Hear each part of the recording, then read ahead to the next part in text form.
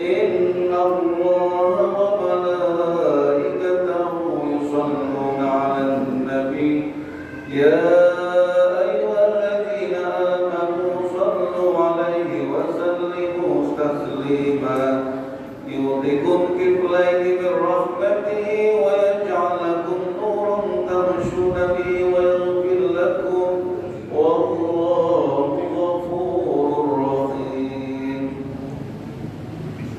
Alhamdulillah, kita panjatkan puji syukur kehadirat Allah Subhanahu wa taala karena pada pagi hari yang berbahagia ini kita masih bermuajahat, berkumpul bersama-sama melaksanakan ibadah sholat subuh berjamaah, dilanjutkan dengan thalabul ilm, mencari ilmu. Mudah-mudahan Allah senantiasa memberikan limpahan rahmat dan hidayahnya kepada kita semua di dunia maupun di akhirat. Salawat dan salam tentunya Allah limpah dan curahkan kepada junjungan Nabi besar kita Nabi Muhammad sallallahu alaihi wasallam, pada keluarganya, para sahabatnya, dan kita sebagai para pengikutnya pun mendapatkan syafaat kelak di hari akhir. Bapak-bapak, ibu, saudara, adik-adik jamaah Masjid Baitus Salam, hadza-Allah wa iyyakum. Sebelum membahas tentang bagaimana meningkatkan aktivitas ataupun hal-hal yang berkenaan dengan ibadah di bulan Ramadan. Sebelum itu dimulai, alangkah baiknya dibuka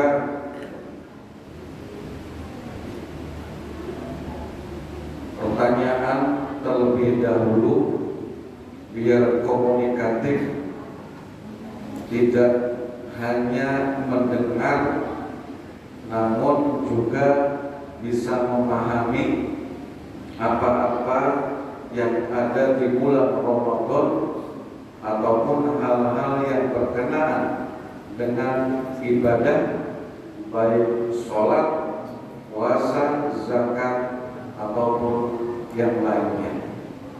Maka bapak-bapak, ibu-ibu, saudara, barangkali ada yang mau bertanya terlebih dahulu. Kalau tidak ada, saya lanjut membahas. Ada enggak, Pak? Ana sing arep takon beli boten wonten. Ketika tidak ada yang bertanya, berarti saya anggap paham, ya kan gitu, berarti ngerti.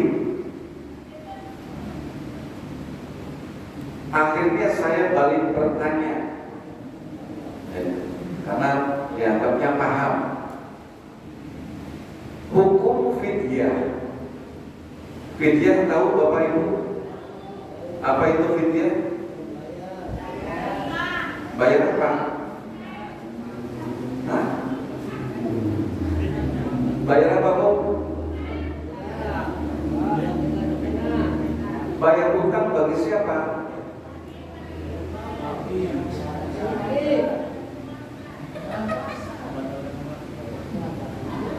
Sing jawab ibu-ibu, bapak-bapak bapak ngantuk. Fidyah itu adalah mengganti puasa, tapi dikhususkan bagi orang-orang yang sudah lanjut usia secara fisik, tidak kuat untuk berpuasa, maka digantikan dengan fidyah. Begitu pula wanita yang sedang hamil ataupun menyusui. Berarti ketika pada saat tidak sanggup berpuasa, bisa menggantikannya dengan fidyah. Fidyah itu memberi makan untuk siapa, Bu? Berapa orang, Bu? 60. Aku teman, Bu. Fidyatun ta'amu miskin. Fidyah itu untuk satu orang miskin. Suidak ibu toka beduite. Bagian pun kayak sugi-sugi ya. Ketika membayar fidyah itu untuk satu orang miskin. Satu orang miskin ini seharinya berapa? Misalnya diuangkan itu untuk buka dan sahur sebesar 50.000. Nah, kalau misalnya tidak berpuasa 7 hari, berarti 350.000. Tidak puasa lagi selama 1 bulan, berarti 1.500.000. Lalu menggantinya dengan apa? Dengan makanan. Begitu pula ditambah lauk pauk. Jadi bagi bapak-bapak, ibu-ibu yang punya orang tua dan orang tuanya ternyata tidak mampu berpuasa lagi, maka ibu bapak sebagai anak membayar fidyah untuk orang tuanya. Nah, bagaimana sekarang kalau misalnya saya tanya lagi, orang yang membayar fidyah itu ternyata orangnya miskin. Pribadi. Hah?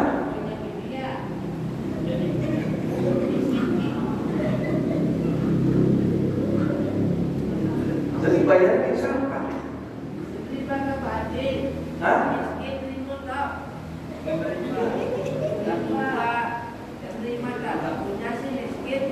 Iya, makanya fidyahnya ke siapa?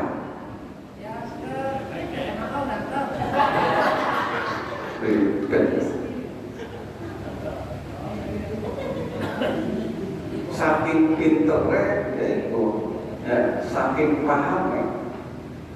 Ketika orang yang miskin itu pernah terjadi di zaman Rasulullah SAW.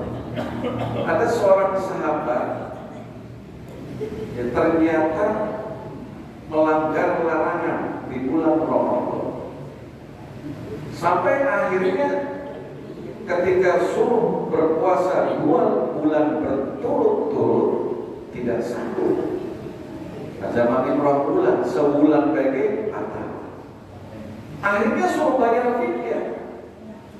Bayar fidyah, memberi makan orang miskin. Ternyata dia ngomong, orang yang paling miskin itu saya ya Rasul. Saya yang paling miskin. Ke siapa lagi saya harus memberikan fidyah?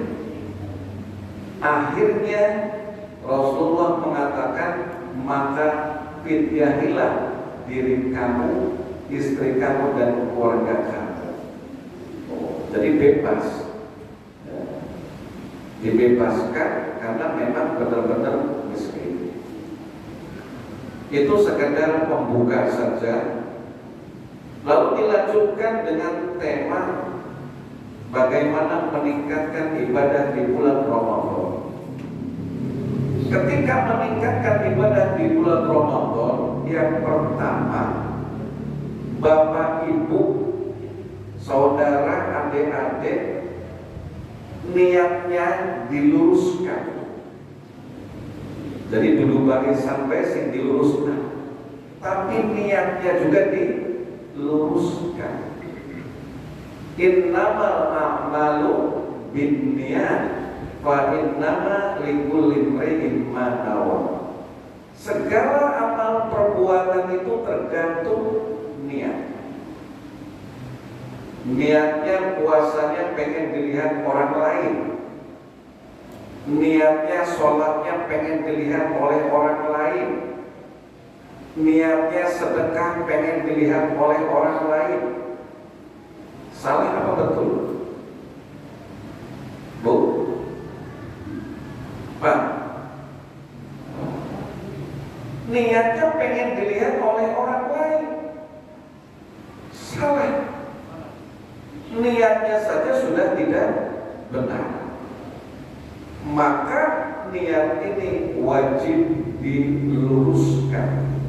Jangan sampai Bapak Ibu Saudara ibadah di bulan Ramadan pengen dilihat oleh orang lain, didengar oleh orang lain, dipuji-puji oleh orang lain. Baca Quran seia-ia, doa seia-ia, pengen didengar oleh orang saja. Berarti kan ada unsur riya, pamer, sedekah, pamer. Akhirnya dia tidak benar. Maka sebelum itu terlambat, niat diluruskan. Karena amal perbuatan tergantung niatnya. Kalau niatnya lillahi ta'ala karena Allah, insya Allah menjadi berkah. Amin. Selain itu ada target. Di bulan Ramadan Bapak Ibu Saudara punya target enggak? Salah satu contoh, targetnya minimal hafal satu ayat, hafal satu surat, hafal beberapa surat, hafal satu juz. Anda beri target pokok langkah. Oh, arilokan target sejenak anak paling beli. Sholat sunnah, sholat sunnahnya diperbanyak, hajatnya, tahajudnya, duhanya, sholat sunnah mutlaknya diperbanyak. Ada target.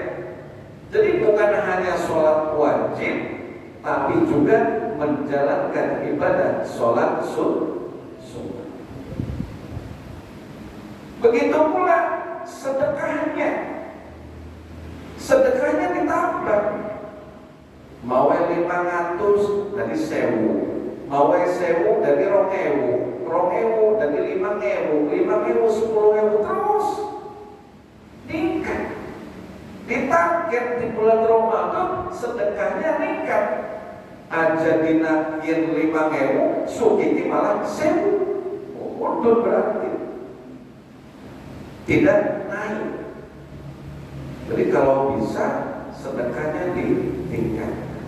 Nah, ini salah satu bagaimana meningkatkan ibadah di bulan Ramadan. Jadi jangan sampai Ramadan puasa iya, ya, tapi ibadahnya tidak meningkat. Yang kedua, ketika Ramadan sudah lewat pun, ya Ramadan misalnya wis berangkat, sing biasa mau sholat sunnah tahajud iya, hajat iya, duha iya, Ramadan berangkat mana? Ya salah. Justru ketika Ramadannya selesai, nikah minimal dipertahankan sholat sunnahnya. Begitu pula kalau bisa puasa sunnahnya, entah itu Senin Kemis, pertengahan bulan, ataupun puasa di hari-hari lahir. Selain itu, menjaga keseimbangan ibadah dengan aktivitas. Kualitas ibadahnya itu ada, bukan kuantitas. Dalam kuantitas artinya jumlah. Jumlahnya akeh. Ya, berarti seolah-olah pahala yang akeh. Kualitasnya yang dilihat. Ketika Bapak Ibu Saudara takbir rakaat pertama hingga terakhir, apakah di dalam sholat senantiasa mengingat Allah? Apakah khusyuk dalam sholatnya? Alladzina yadhunnuna annahum min rabbihim annahum ilaihi raji'un. Alladzina yadhunnuna annahum ilaihi raji'un. Ketika orang itu yakin bahwasanya dalam sholatnya nanti akan kembali kepada Allah. Jadi manusia tidak selamanya hidup, mengingat kematian di dalam sholat. Jadi di sholatnya ingat kematian, bukan hanya ke kuburan, ingat mati. Justru ketika di dalam sholat pun mengingat kematian. Lalu yang keempat, bisa menahan amarah. Karena yang namanya amarah, Imam Ghazali rahimahullah, seorang abid ahli ibadah itu punya tantangan. Tantangan pertama dunia, tantangan kedua makhluk, tantangan ketiga syaitan, tantangan keempat nafsu. Tantangan pertama dunia, masih kegembang klinik dunia. Kalau orang masih terbuai dengan dunia, maka menurut Imam Ghazali berarti ibadahnya masih belum betul, karena masih memikirkan dunia. Lalu yang kedua, dengan makhluk. Kalau dengan makhluk maksudnya dengan sesamanya, masih memikirkan manusia lainnya, timbul iri, timbul dengki, hasud, buruk sangka, atau tidak. Nah kalau masih, berarti belum menjadi seorang abid, belum menjadi seorang ahli ibadah. Lalu yang ketiga dengan setan. Setan itu ada setan jin dan ada setan manusia. Jadi arahnya setan itu dulu jin baik, manusia anak setan. Makanya dalam Quran surat An-Nas dikatakan min syarril waswasil khannas allati yuwaswisu fi sudurin nas minal jinnati wan nas. Yang memberikan bisikan-bisikan ke dalam dada manusia itu dari jin dan manusia. Lagi sholat pengennya guyonan. Ini setan itu, manusia isinya sih betul, tapi justru itulah setan.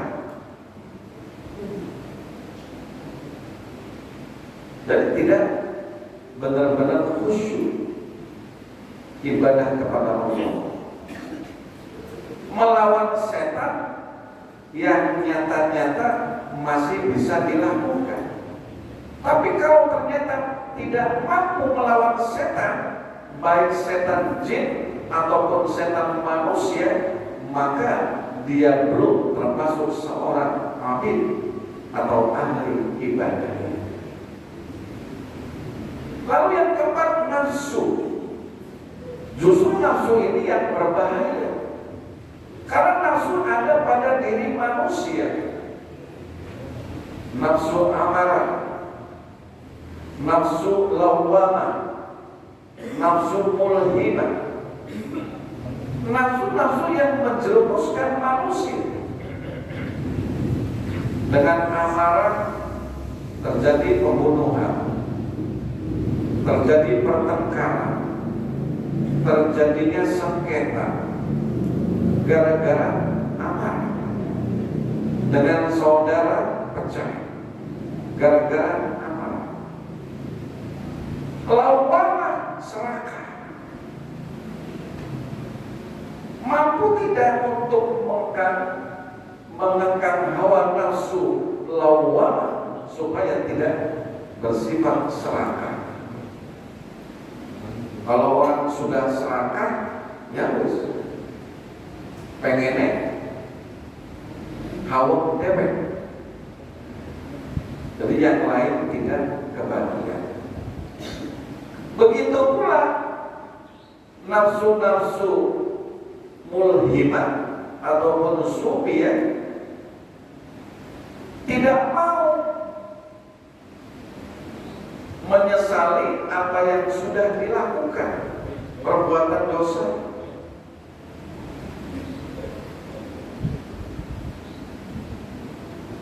Jadi melakukan dosa tapi ternyata ya, tidak menyesal.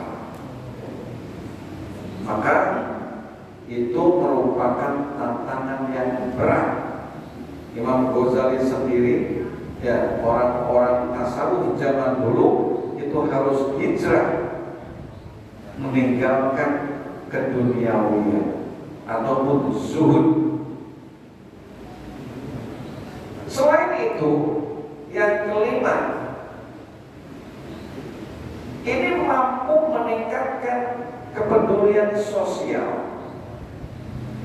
dengan zakat, dengan infak, dengan sedekah, peduli kepada orang-orang yang tidak mampu. Tapi justru jangan sampai ketika peduli itu pamer, ria, sum'ah, pengen didengar oleh orang lain, ujub, sombong, takabur. Itu jangan sampai seperti itu. Jadi peduli terhadap anak-anak yatim, orang-orang miskin, peminta-minta yang jelas-jelas secara fisik tidak mampu.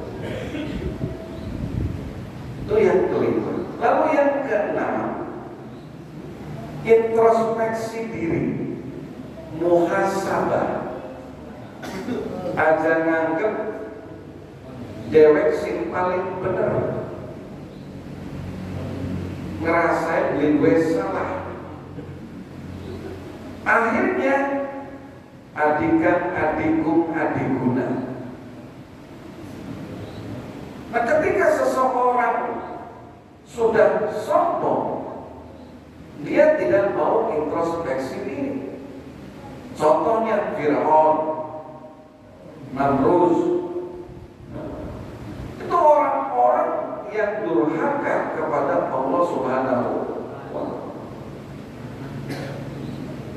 Nah, pada saat orang bisa muhasabah diri, memperbaiki dirinya sendiri, introspeksi, apakah ketika saya sholatnya sudah benar ataukah belum? Apakah ketika saya mendengarkan ceramah, saya sudah mendengarkan dengan betul atau belum? Apakah saya mencari ilmunya bermanfaat ataukah belum? Ini muhasabah, introspeksi. Begitu pula berhubungan dengan sesama manusia, dengan saudaranya, dengan tetangganya. Jangan sampai pengennya menang sendiri. tidak mau diajak musyawarah, ngerasa paling benar dewek. Orang itu berarti tidak mau introspeksi diri ataupun muhasabah diri. Dan yang terakhir adalah meningkatkan produktivitas. Bagaimana ketika sahur, ketika berbuka, ya, benar-benar bisa menjaga kesehatan dengan baik. Olahraga yang ringan, tidak sampai bekerja terlalu berat, akhirnya sengaja batal puasanya. Disengaja. Kalau misalnya bisa mengganti, tidak ada masalah. Tapi kalau misalnya tidak bisa mengkodoknya, itu akan sulit. Makanya puasa dengan sholat itu berbeda. Puasa karena setahun sekali wajib bisa dikodok, sedangkan sholat setiap hari. Nah, inilah yang akhirnya bagaimana kita bisa meningkatkan ibadah di bulan Ramadan dengan baik dan benar. Jangan sampai Ramadan ini ya tidak bermakna, tapi justru Ramadan menjadi lebih bermanfaat, bukan hanya untuk diri sendiri, tapi juga untuk orang lain. Khairun nas anfa'uhum linnas. Sebaik-baik manusia adalah yang bisa bermanfaat bagi manusia lainnya. Itu saja yang dapat disampaikan, mudah-mudahan bermanfaat. Apa ada pertanyaan? Oh, ada.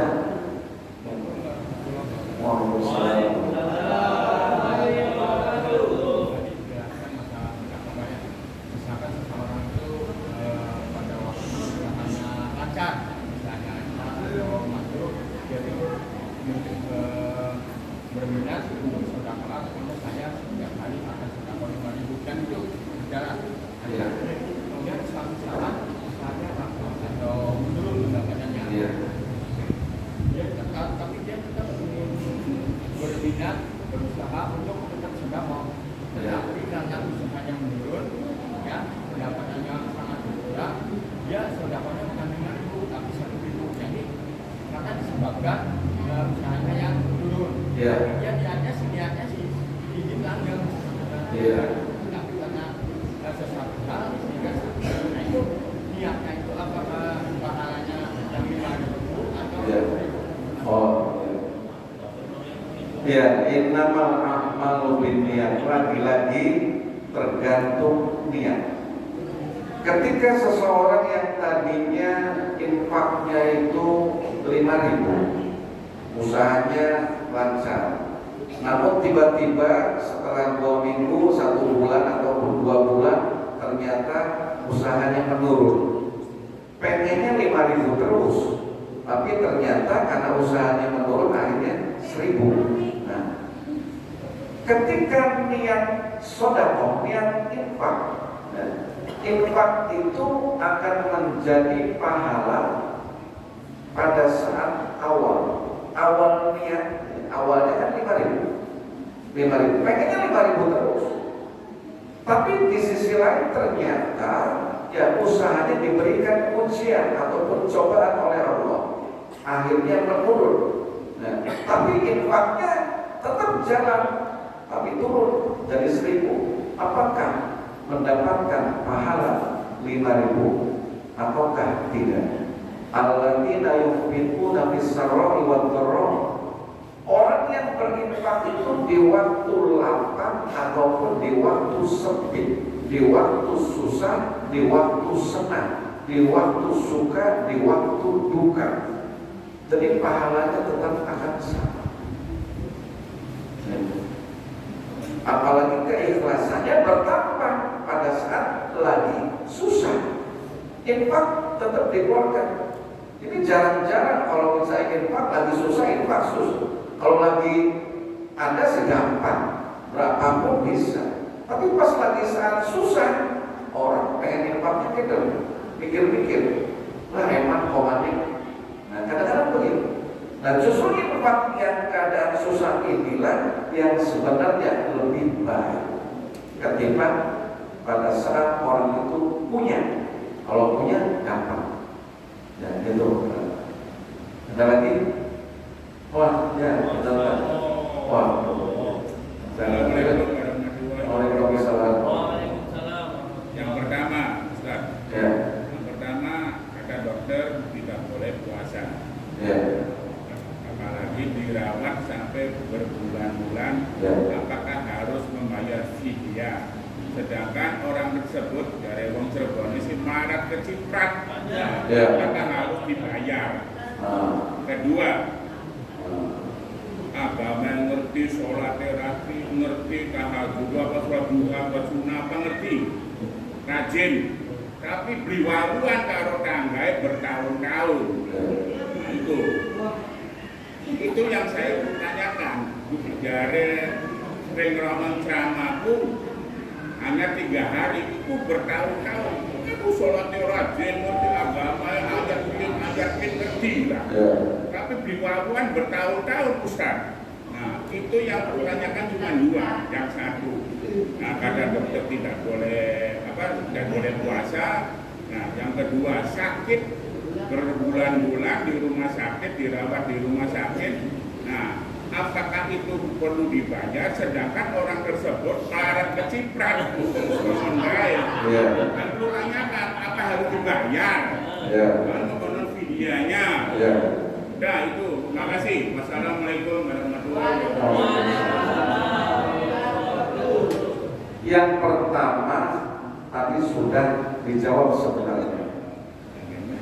Orang yang miskin, ya, katakanlah tidak mampu untuk dirinya sendiri saja susah, sulit, ya, apalagi untuk orang lain. Apakah wajib? Tidak. Karena itu pernah terjadi di zaman Rasulullah SAW. Jadi orang yang miskin, benar-benar miskin dalam artian tidak mampu untuk membayar fidyah kepada orang lain, maka tidak ada kewajiban. Misalnya anaknya mampu, ya anaknya yang harus membayar. Kalau misalnya anaknya nggak mampu lagi, sama-sama ya beli gabelet nih, bapak beli gabelet, anaknya beli gabelet, saksi gabelet kan, ya, maka tidak ada kewajiban untuk membayar fidyah itu. Itu pertama. Lalu yang kedua, sholat yang ngerti, tahajud yang ngerti, wis apa segala macam, apal kopal bahasa begitu kan.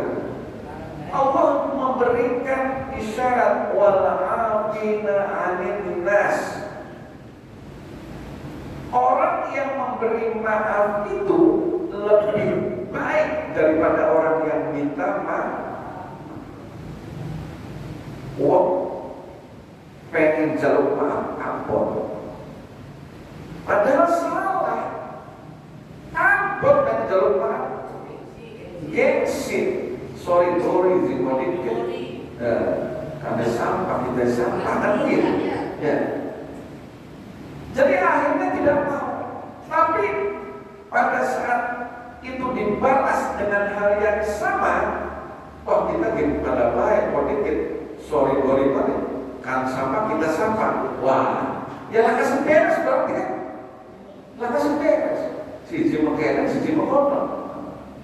Beli bakalan tepung.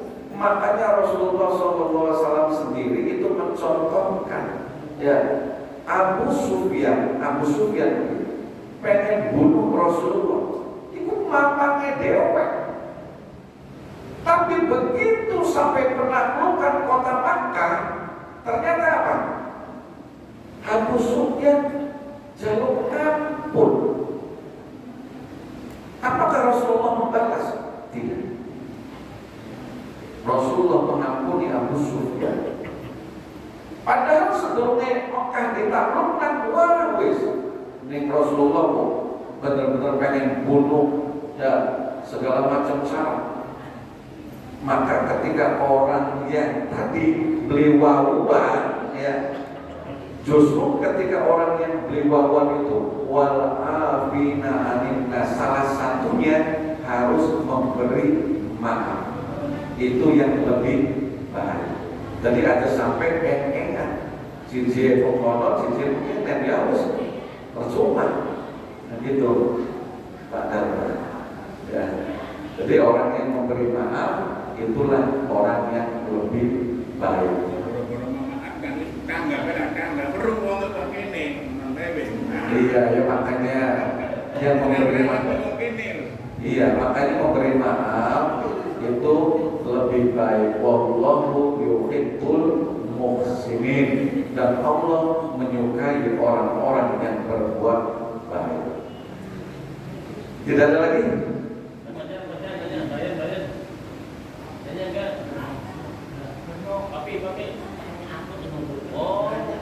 Nasi Arab tak apa nih?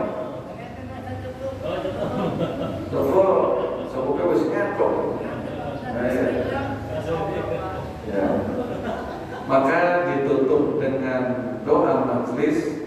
Subhanakallahumma wa bihamdika asyhadu an la ilaha illa anta astaghfiruka